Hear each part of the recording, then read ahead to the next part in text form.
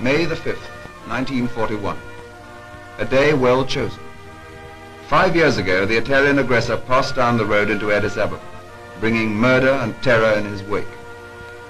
And now this man, small of stature but with the heart of a lion, once more gazes on his capital, Addis Ababa, the new flower, wreathed in hundreds of eucalyptus trees, calm and green, many hundreds of feet below.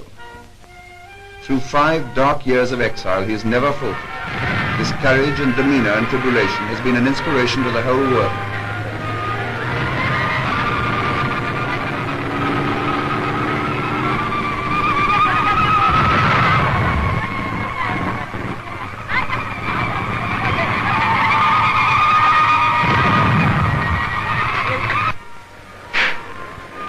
At the palace steps, a guard of honor from the Nigerian regiment await the emperor. And General Cunningham is there with the officers of his military administration.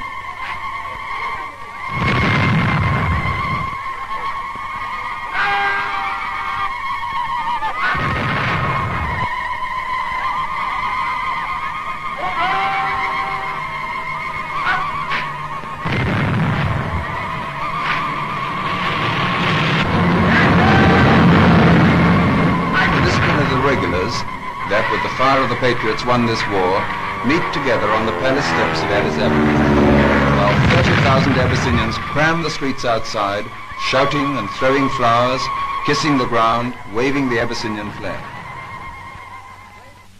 To them, the emperor says, "Be Christian and kind-hearted to our defeated enemy, the Italian, and do not treat him as he treated you."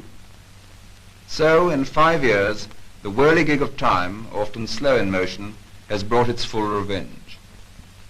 Yet was revenge the word? The Italians are safe. No one molests them. All the world disregards them. Somehow or other, the Ethiopians push the horrible memory of the 9,000 massacred in February 1937 to the back of their minds. The whirligig of time has brought its justice rather than its revenge.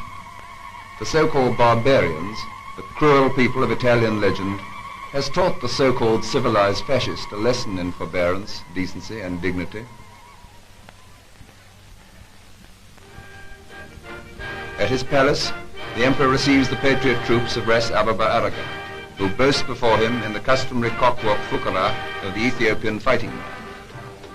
Each and all want to tell the emperor of his glorious deeds, how many Italian officers he killed, how many machine guns he took single-handed, how he is his emperor's devoted servant, to be sent to fight the battles of Ethiopia wherever his emperor desires.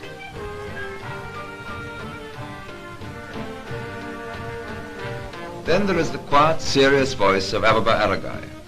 "Your Majesty, I never hoped to see the sun of your face again in Ethiopia. I never dreamed that I would once more be happy.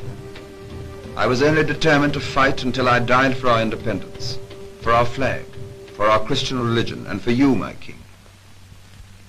England and Ethiopia have a common link in St. George. He is their patron saint as well as ours. 5 years ago, as the black shirts marched into Addis Ababa, the priests of the Coptic cathedral smuggled out of the town the Ark of the Covenant of St. George. It is a famous ark throughout Ethiopia. It is the ark of the national consciousness and of self-defense against aggression. It was with Menelik when he defeated the Italians at Adwa in 1896. It was with Ras Ababa Aragai throughout the Italian occupation. On a cold morning in Addis Ababa, it came back to the cathedral with the emperor and was put once more with hymns and sacred dance in the Holy of Holies.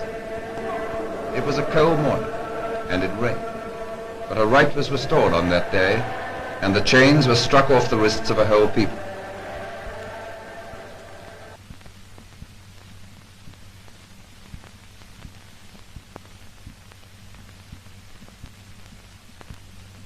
It is good that you are here to record this picture of me in my palace garden at Addis Ababa.